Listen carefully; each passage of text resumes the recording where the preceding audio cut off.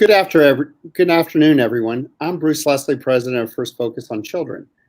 This morning, we launched a brand new national campaign called Commit to Kids that will ask elected officials and candidates for those offices to tell voters how they plan to improve the lives of children if elected. We'll be organizing advocates all across the country to say, don't tell us that you care about kids, show us. To help us kick off this campaign, we are so proud to be joined by someone who has been a long-standing champion for children year after year, and that for all his outstanding work, and that is Senator Cory Booker of New Jersey. Senator, thank you so much for being here with us today.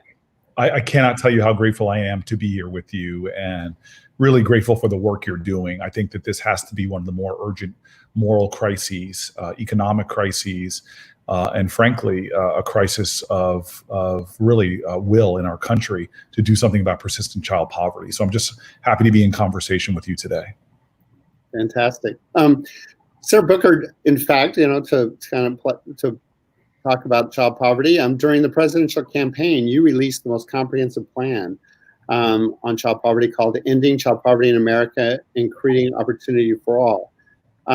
Your plan would have cut child poverty by 70%, which is, I don't think we've seen anything like that in a proposal. Can you talk to us about that plan? And also, it would be really great for our listeners to know why this is so important to you to have a plan that makes such an enormous commitment to improving the lives of children. Well, as I said before, dealing with child poverty is not a matter of can we do something about it. It's really just about will we? Do we have the collective will as a country to say the most wealthy nation on the planet Earth should not have the highest level of children living in poverty of any industrial nation on the planet Earth? It is a crisis in our country that affects us all. In fact, for every dollar we spend on child poverty, alleviating child poverty in evidence-based plans, we save taxpayers about $7 because of the tragic, often consequences that poverty reaps on our nation. And it is literally considered an indice of trauma to many psychological professionals. And living in a low-income community at or below the poverty line, where I live in a part of Newark, I see the utter obscenity of beautiful children born with genius and potential, and how that often gets undermined by the savage ravages of poverty. And so I made it very determined when I ran for president that I not only wanted to release a plan, but I was offended that the two words together, child poverty, hadn't been mentioned from a debate stage for decades, and really wanted to use a presidential campaign as a chance to try to get this issue out there. And so our plan is not new things we've dreamed up. In fact, one of the biggest parts of it, this child allowance for families with kids, which would affect about 27 million families because the child tax credit is not refundable. This would give families, like a lot of European countries do, an outright $300 monthly allowance for younger kids and about $250 to kids up to age 18. It also would talk about a job program, and I know what the desperate struggle it is to find work for many low-income families. It would also give that refundable RISE credit of up to $4,000 to working Americans making less than $90,000 a year. In other words, we do a lot right now to use our tax code to shift wealth upwards. Remember, things like carried interest, even the mortgage interest deduction is overwhelmingly used by families that make over $100,000 a year and up. Millionaires take advantage of that tax credit, but yet our poorest families don't get that kind of commitment through our tax code. It would expand SNAP. One of the more offensive things I've seen since I've been a senator is the attacks on SNAP. It's not a program that should be cut. It's just a program that should be expanded. It's an evidence-based program that makes a powerful difference for families. And finally, fully funding the Housing Trust Fund would make a profound difference in eliminating the moral scourge of childhood homelessness and expand access to childcare, which is another grave crisis in our country, that our competitors have high quality, affordable childcare. In most of the states in the United States, childcare costs more than college tuition at the state university. It's ugly and unacceptable. Yeah, no, we appreciate that, and really love your point about the child tax credit. It's such an important tool in our work to address child poverty in this country. But as you pointed out, a huge number of kids in the country actually their families make too little to actually qualify for the full refundable credit. And so your proposal is right on point there to really dramatically reduce child poverty in this country. Another proposal of yours that I wanted to give you some time to talk about, and I think it's not as well known, but has this very long-term implication on addressing poverty in this country and also assets, and that's your baby bond proposal. Could you tell us a little bit about that for our listeners who I think would be really interested in that, and what was the impetus of that? Yeah, again, I just want to keep emphasizing this point. We call them tax expenditures. I didn't know about those words until I got down here, which is the tax breaks we give to people that cost us our common treasury money. And I already mentioned the mortgage interest deduction. I already mentioned the carried interest. Well, there's other things like even the incentives we give and the tax breaks we give for retirement plans, 527s, the like. These are things that actually cost money, but are overwhelmingly used by people at the wealthier end of our spectrum. So why not do something to level the economic playing field? Those tax expenditures cost upwards of tens of billions of dollars of money we shift upward through our tax code. Why not begin to use measures to make sure that we create a level economic playing field? And so baby bonds is this big idea that's not new. It comes from ideas that think tanks on both sides of the aisle before have said about the power of a child at birth. Every American child at birth gets an account created for them with $1,000 placed in it. And then over their next 18 years, every year, based upon the income of their parents, like the earned income tax credit, they would get money placed into it with the lowest income kids. Those 1 out of 6 American children that are born at or below the poverty line would get the full $2,000 in that. Meaning that by the time that they're 18, they would have upwards of $50,000 to then use for the things that create wealth in our society. Remember, paychecks help people get by, but wealth is what helps Americans get ahead. It helps them to be able to have real footholds in life, to endure the vicissitudes of economic challenges. And so those kids could use that for wealth building things, buying a home, starting a business, going to college, or getting technical training. And that is really powerful. It really begins to balance the scales of the federal government spending about $630 billion, the tax code subsidizing wealth building through that home ownership, retirement savings, and the more, and really gives kids a fair playing field no matter what your family's background is. And here's the kicker. It actually, as Columbia University has studied, it closes the racial wealth gap for those teenage kids. Because while there's more white people who are poor in our country, there are disproportionate numbers of African Americans, and so who are poor, and Latinos, and so it just creates this powerful effect of creating a healing that wealth gap between blacks and whites and Latinos, Native Americans, and others. And so this is just a powerful way to make a very big difference in the United States of America, costing, frankly, not that much money compared to what we're spending on a lot of other things, including that $630 billion that we spend to help wealthy people create more wealth. No, that absolutely. We couldn't, when we started the year, we couldn't possibly have imagined the world that we're living in today around, with respect to COVID and the mass movement for racial equity, the economic recession. So we kind of have like a 3-part kind of problem, all facing the country at the same time.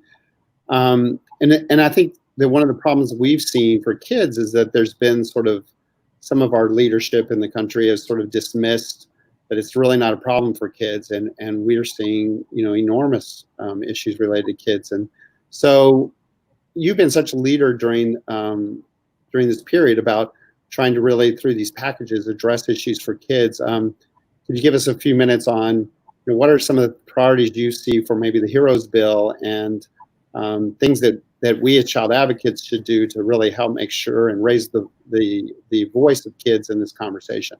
Yeah, the COVID virus has stripped bare the stark naked reality of America, which is as much as people want to talk about us being a land of opportunity, the reality is so many of our families don't have a fair shot at the opportunity. And what this crisis has done is it showed how economically fragile our society is for large portions of America. And it is just painful to think that we now have about 40% of our households where children are food insecure as of April 2020. Think about that. 40% of families with kids are food insecure, and 20% of households overall. These are folks that now have to rely on food kitchens, selling needs, or making terrible decisions between making a rent payment or a housing payment and buying food. In fact, 30% now of American families are estimated to have missed their July housing payments. And so I'm literally in the thick of it right now. I talked to Chuck Schumer earlier today. We are waiting for the Republicans' release of their plan, but they're already talking about cutting back unemployment benefits. And I know, and this is the irony of being here in the Senate, is this majority millionaire body is squabbling over the difference between $200 a month extra versus what is now is $600 a month, or $600 in the sort of unemployment benefits, weekly unemployment benefits. And so, to me, this is stunning in the terms of the impact it's going to have on families who already, as I said before, are missing housing payments and other critical payments, and how critical the decisions we make in this very short period of time could have effects on our economy. And that's the interesting thing, is economists are saying that these enhanced unemployment benefits have really helped our overall economy because people are getting this money and spending this money. And so with that, in addition to what we're seeing with the needs for schools, we're seeing the digital divide laid bare for all of our public to see, and many other issues that folks have hopefully are starting to understand about what the life of a working American is in the jobs that are where they're most at risk, whether it's people working in warehouses for Amazon or meat packing plants for these large multinational meat packers. We see more and more Americans being forced to go into environments where their health is put at risk, where they are getting sick, where they're endangering their own family. And this has got to be something that I hope at the end of this makes us as a country emerge from this crisis with a more courageous empathy for one another, with our circles of compassion expanded, and with a greater moral imagination for what we can do for each other so that we're more resilient as a society overall, and especially when a pandemic comes. Just something as simple as the digital divide and the reality we live, to steal from Jonathan Kozol's famous book, where we still live with savage inequalities in education. We are at a time where if we were to heal these horrible rifts and inequalities, it is not charity. It makes us as a nation stronger. It makes our economy stronger. It makes us more competitive globally.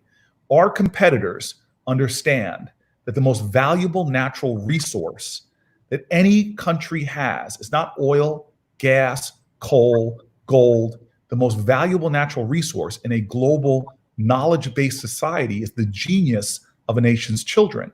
And the nation that best cultivates that genius is the nation that best thrives. Well, we know that as many geniuses per capita are born in South Central as they are born in Beverly Hills. But those geniuses born in low-income neighborhoods are not being cultivated by a country that is virtually turning their back on them when it comes to the basic supports that other nations have done. And I'm talking from prenatal care. We lead in infant mortality. We lead in maternal mortality amongst developed nations, to affordable childcare, to universal preschool. We know that these things done before 5 years old, where 95% of brain development happens, is some of the things that we just don't do in this country, and we are all paying the price for it. And so I'm hoping in this season of pain and hurt, where we're all seeing with greater clarity race problems and economic problems in our country, that it strikes within us more of a moral urgency to do something about it for our own sake as a nation. And I'm hoping that should we emerge out of this election with a different lineup, with potentially Democrats in the majority in the Senate and a new Biden administration, that child poverty does not become in any way a secondary issue, but it is primary within us. And I'll end with just saying to you, I still remember a friend of mine who told me about the Maasai in sections of Africa, who would have this greeting when they were passing each other, the warriors, these men in the prime of their strength and vitality, when they would pass each other about, they would have a greeting, and I think it's, if I'm pronouncing it right, Casa Ngire, which is translated to a question. It was the primary question of importance in their community, which was simply, how are the children? Well, if we are going to ask that question to ourselves as a society, as we pass each other in streets, in our workplace, and said, how are the children? By so many measures, the wealthiest nation on the planet Earth is way behind countries from Germany to Taiwan to Australia to Canada, way behind in the health and well-being of our children, because of not any fate or destiny, but because of the conscious choices we are making. We are all complicit in this tortured reality. We need to turn our policy around on this and get to the leadership of the planet Earth to say, in America, the children are well. We prize and value life and liberty and the ability for everyone to pursue happiness, and understand the collective nature of our country, where we have one destiny, that if we all focus on these things, we all will be better. You have so awesomely highlighted kind of the urgency and the moral authority of why we need to do this for kids. And so just my last question to you, as we launch this sort of Commit to Kids campaign here in the last 100 days, before the election, is, for our listeners who are, child advocates at either the national, state, or local level, what can we do to sort of take your message and really deliver that to the campaigns, both at the presidential, but also with the Senate campaigns and congressional campaigns, city councils, et cetera, to really get people to really understand. So often kids are sort of an afterthought in these conversations. So how do we really move them to prioritization and to really be forefront in elected officials' minds, as they are clearly with you? And then also any advice you have, for example, if there was a Biden administration, how do we make sure that we're making sure that kids are a priority in that administration in that first 100 days? Well, you asked me this question in a moment, as I said to you earlier, that I'm crossing the Capitol to go to watch John Lewis his body be carried in to Lyon State in the United States Capitol. Here is this humble man, the child of a sharecropper, who showed us, doesn't matter where you're from, doesn't matter where your background is, you are powerful. We are powerful. And every act we do, when we stand for justice and righteousness, even if we are beaten down, our head cracked open, makes a difference. I am literally sitting here having this conversation with you because in 1965, 4 years before I was born, there was a white man in New Jersey sitting on a couch watching TV. I even know the movie he was watching, called Judgment at Nuremberg. And the movie got cut into. And suddenly he finds himself watching that fateful day, Bloody Sunday, on the Edmund Pettus Bridge. And here was a man comfortable in what he was doing, shaken by that immorality. And he decided to do something. Knew he couldn't afford a plane ticket or to close his business to go to Alabama, but he said, I'm just going to do the best I can with what I have, where I am. And he went to call around to see who could need 1 hour a week of his time of pro bono work, and found this small civil rights group that was trying to figure out how to break housing segregation in the state of New Jersey. And he went on to help them design a sting operation where Black families that were turned around would have a white couple poses them right afterwards to see if indeed they were being turned away just because of their color of the skin. Well, one of the families that he got a case file for and help them move into their home happened to be my family and happened to be the house that I grew up in.